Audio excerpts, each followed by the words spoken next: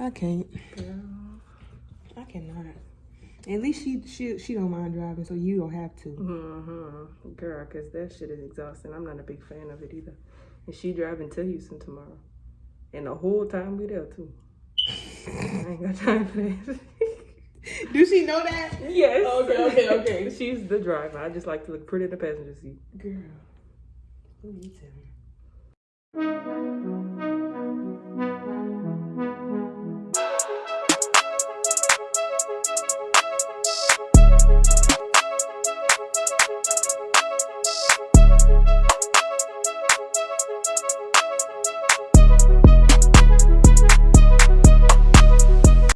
Okay, hey YouTube, welcome back to my channel. Today's video is just gonna be a work with me. So my client brought me a picture that she wanted me to basically recreate but add my own touches to it, so that's what I did. So you guys will see the finished results at the end of the video, or you can probably saw it on the thumbnail. But right now I'm just prepping her nails. As you saw, well, in the first clip I pushed back her cuticles, removed any skin that needs to be removed. Then I just took my clippers, evened out her nails. I do give my clients this option. I know some of them are trying to grow their nails out, so if you don't want them clipped, then I'll just shape them up. Right here, I am drilling with my sanding band to just remove that layer of the nail, getting really close to the cuticle because that is what prevents lifting. So if you're having trouble with lifting, 9 times out of 10, that is from you not correctly sanding the nail and getting close to the bed, or either the primer or bonder that you're using isn't, doing what it needs to do. So I can list the products that I use in the description box below. So that's what I'm doing right here. Just go ahead and doing that. I'll probably speed this process up just as I'm prepping. The next step, of course, is to add the nail tips, and I will just adjust the tips to her sizing. Some of the tips that I'm using today, I had to basically cut a lot of them to adjust. I was using a not polished, the C-curve tips, and I find with those I do have to, adjust them myself to my liking for my clients' nails, because on their own they don't fit correctly. So you guys will see me doing that, but I'm going to speed this process up. So there.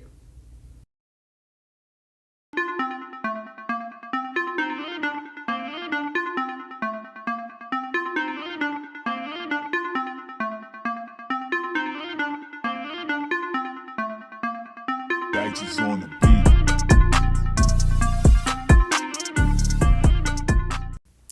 Alright guys, so over here, back here, I'm just cutting the nail tips to the length that she desired. She booked a long length, but she always books extra long, so I just kept them pretty long this time, like she normally does.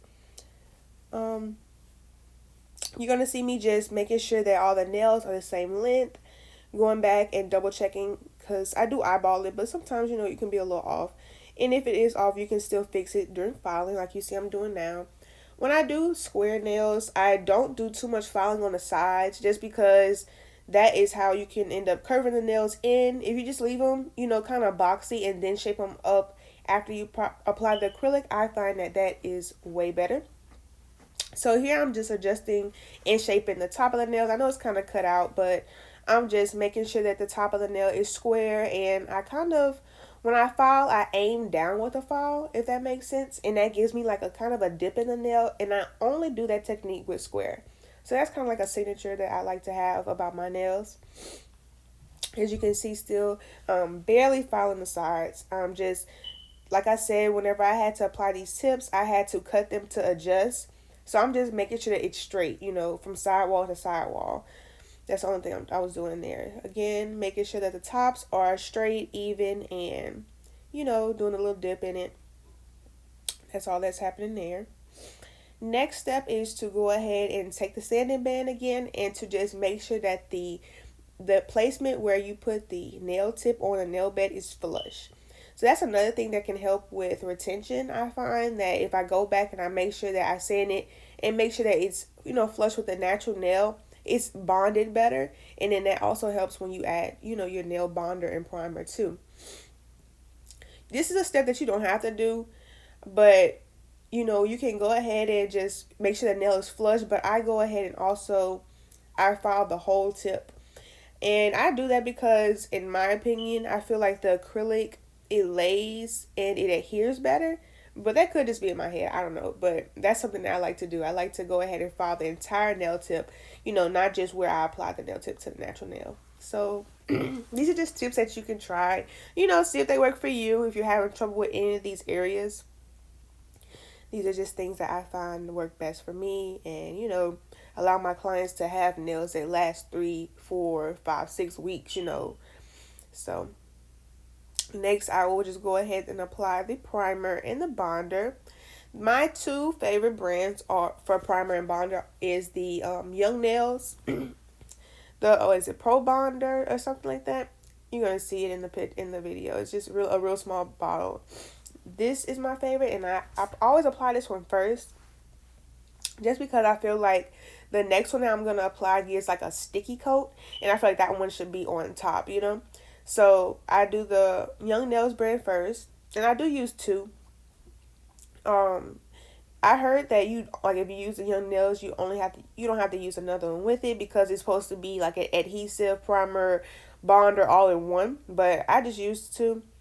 I like the Young Nails, and then the knot polish. So the knot polish gives like a sticky, layer film, and I like to put that one on last, because that's what the acrylic's gonna be touching, so it's likely to help it bond better, of course. Okay, y'all, so we're finally done with prepping, so we can go ahead and start applying our acrylic. For this set, it was an ombre look. It was a blue color, and then it was like a cover pink. So this acrylic is not my favorite brand. I will link it, in the description box, but I don't like working with this acrylic because, to me, it's very, very chalky, and you have to use so much monomer. Like, you have to use so much monomer to get it to lay, how you want it and to be smooth. It's not a naturally buttery acrylic, if that makes sense. So I really like, my favorite acrylic is knot polish. I know I use a lot of knot polish, but I love their acrylics. Even the, colored acrylics, not even just the cover acrylics. So, you have your cover acrylics, which is like your pinks, your nudes, but even knot polishes colored acrylics are still buttery. I love to work with those, and they just make my sets go by faster because it doesn't take so much time. So the blue I had for the knot polish was not as vibrant. Like, it wasn't. This was kind of puts me in the mind of like a Tiffany blue, but the knot polish blue I had, with the blues that I have, they weren't like this, so I went ahead and used this one. As you can see, I'm going ahead and I'm ombreing with the cover pink color. It's really pretty. For this hand, I had put too much pink. My client, she really wanted most of the nail to be blue, so I kind of dragged the pink down a little bit more, just kind of because that was my preference. But I ended up going back and fixing it, because she did tell me that she would prefer to have more of the nail blue and not have the pink be, so far down the nail. So of course I went back and I just added some more blue and blended it. It really didn't take much, but you want to be careful so that you're not applying too much acrylic, because then your nails will get bulky, and then you'll have to do all that filing. So you don't want to double work yourself. So just try to apply as much acrylic as you need. I found that when I was first starting out, when I did ombre nails, they will always be too thick, because I was not understanding when to stop applying the first color, because you can always add more with the second color, but you still want to have that ombre look, so you don't want it to be too dragged out. So it just takes practice. It really just takes practice. So here, I told her, like, she wanted me to add, something different. So I was like, some butterflies. It was giving me butterfly vibes. So I let her go ahead and choose that.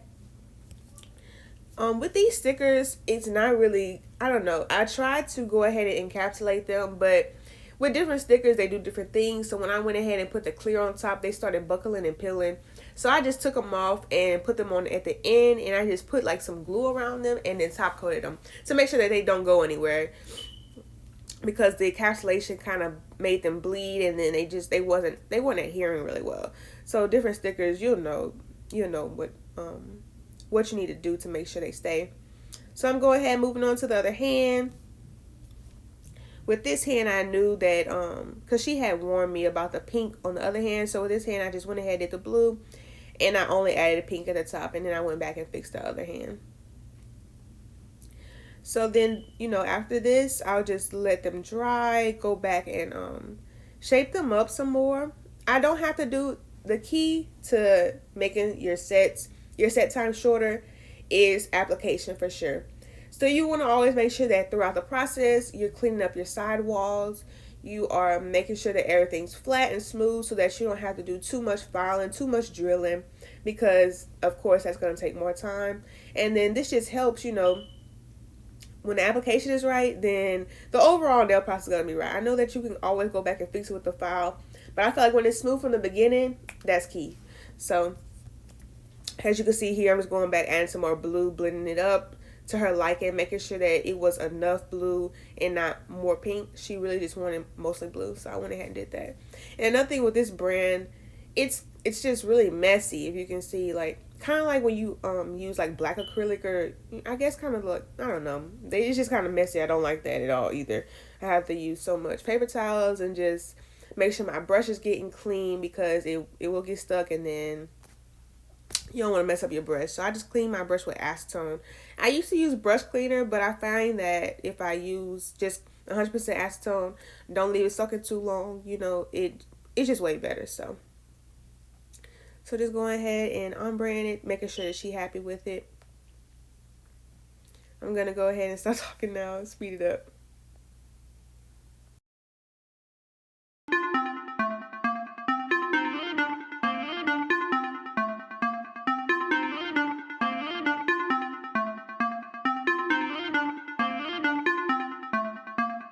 Daichi's on the beat.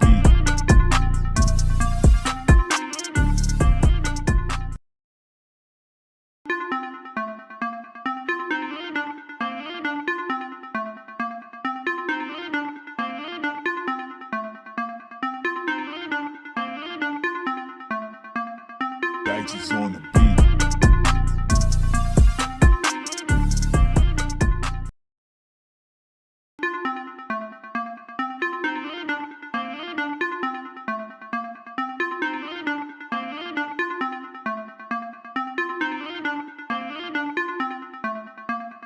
Daichi's on the beat.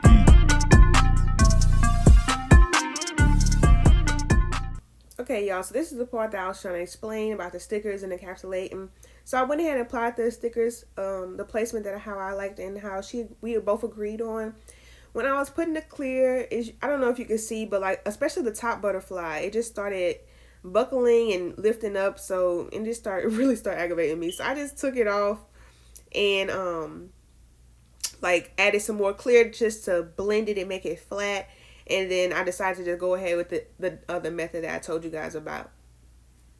I know as a beginner, when things like this used to happen during my sets, I used to get just so nervous, but it's always a way to fix it, guys. So now you can see that I'm going ahead and filing, making sure all my sides are straight, giving that square look. I love a square nail. So just go ahead and make sure the tops are flat. You just want to make sure that the shape is given. Shape is everything. Shape, application, and retention. Those are the things that I focus on making sure are top priority, because if the shape is off, who want them nails? If the application is off, then your nails are going to take too long to do. And then retention, nobody want nails that's only lasting a week, 2 weeks, So those are the things that I focus on. So now you can see that I went ahead, I changed my drill bit. This is a ceramic drill bit, and it's my favorite whenever I want to blend the acrylic and make sure that the acrylic and the nail bed is flush. That's another thing that helps. And whenever your client's nails start growing out, if the acrylic is not flush with the nail bed, then you will start to get lifting as well.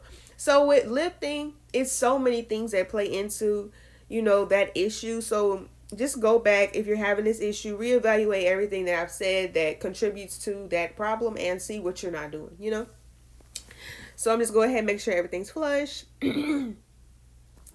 I know that some nail techs, they go ahead and they drill the entire nail with the drill bit during this process. But I feel like if the nail is already smooth, then that's pointless, Make sure that your apex is there. During the acrylic process, I just make sure that when I do ombre, I make the apex with the second color.